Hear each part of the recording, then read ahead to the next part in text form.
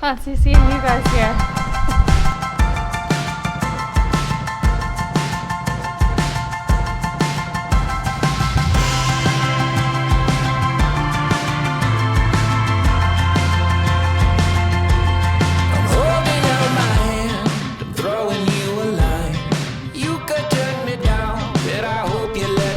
Welcome back.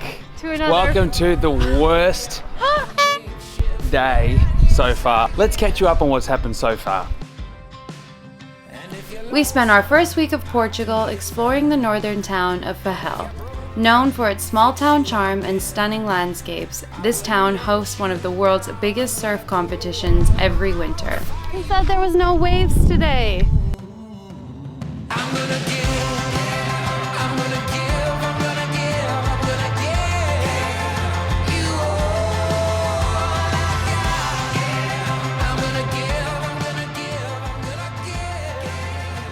Next, we headed to a small island off the west coast of Fujifilm called Balengas Island. Known for its unique seaside fort and crystal blue waters, we spent a day checking out this wild ocean island.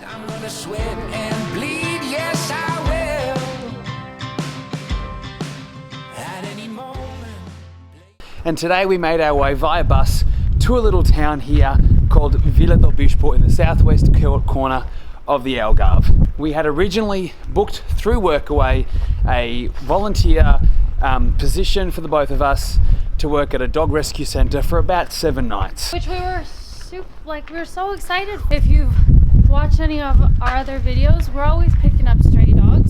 We turned up to this place. We had no idea what to expect because there were no photos and there were no reviews on this Workaway page. Lo and behold, we turned up and we were staying in a caravan, which we already knew. Let me paint a picture for you. Have you seen Breaking Bad? This caravan looked like that caravan. Breaking Bad caravan.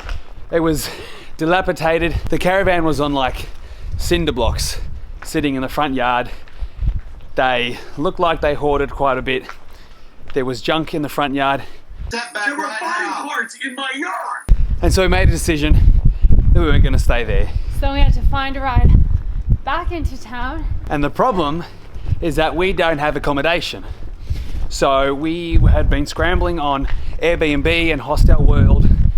Up until an hour ago, we had no idea where we were going to be staying. We thought this is the first time in 7.5 months we're going to have to sleep on the street. And we don't have a sleeping bag. We don't have a sleeping bag. We don't have a tent. We don't have anything, any camping gear. So Chris walked around the town for about half an hour while I drank away my sorrows at a bar. And luckily enough, we found one place up in the little center of this tiny village, and it's a hotel. And this is what $200 Australian a night will get you in Vila do Bispo. So it's just really unfortunate the Workaway experience didn't work out for us. We had a plan to be there for at least a week, which meant we were going to cut down on cost on accommodation for the next 7 nights. We're not good planners, if you haven't noticed yet. We're terrible planners. But we didn't really allow for a contingency plan should the Workaway volunteering not work out, and Murphy's Law, it didn't work out. We showed up at the Breaking Bad house. But I think we have free breakfast in the morning, and we've got a gym and a pool and a pretty comfortable bed. And we're gonna make the most of this $200.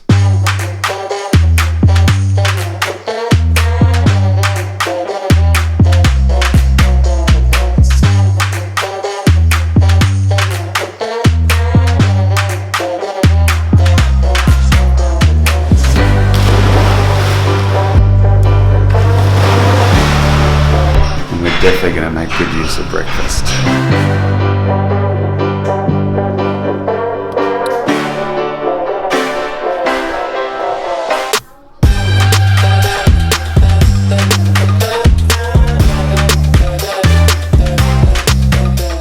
The next day, we were lucky enough to be able to find some last-minute accommodation in the cute little town of Praia da Luz. Hopefully I said that right. 10 minutes from the more popular town of Lagos. We managed to book this place for the next 5 nights to finally soak up some of the Portuguese sun.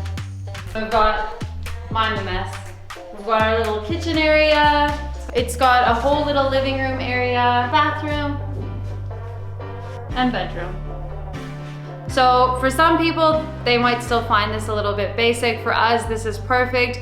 We were just happy to have at least a roof over our head. So this has worked out perfectly as well. They've got a whole big pool area and a little garden. Because we as well booked so last minute and it is absolute peak season in Europe and especially the Algarve right now, this little place still is costing us 140 Aussie dollars a night, which is insanity for us. It actually hurt seeing that much money come out of our bank account, but it was what it was. We had nowhere else to stay, so let's go explore for the day.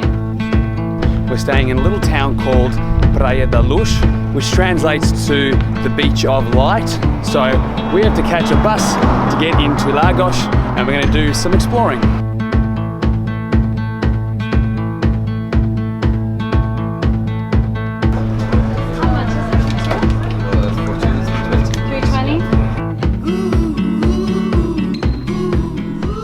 Bus dropped us off a little bit further away from the old town, so it's gonna make us walk between 12 and 2, I think it is. It's siesta time. Shops close, bars close, restaurants close. Everybody has a break, goes inside. We've done a few hours of work in the morning and they go bugger it. I'm gonna take a break, go over lunch, go over sleep, and they open up again at about 2 or 3 in the afternoon. But I think the rest of the world needs to take a tip from European culture. Yeah, mid-break, middle of the day.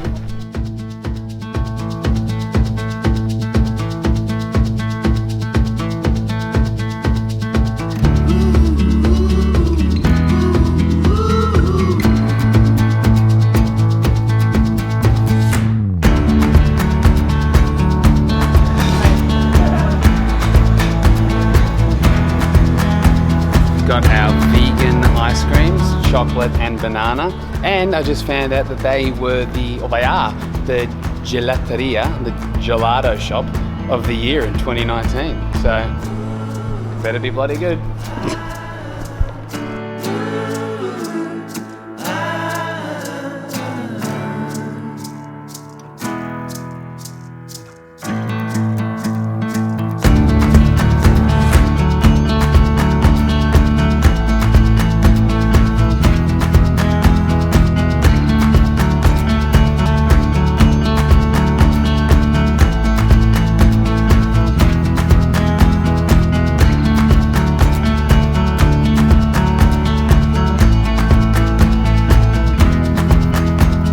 Got to this beach and it's midsummer in Europe, and I think every beach that you try and find is going to be ridiculously busy.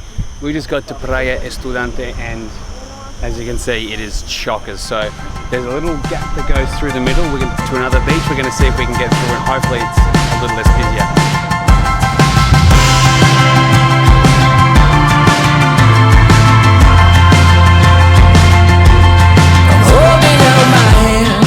Throwing you a line.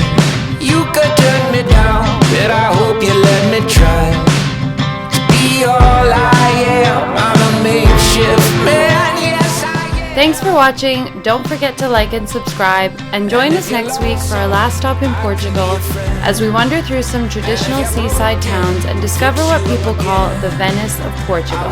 So we've only been walking around here for probably about 10 minutes and we're kind of already in love with this place. I'm gonna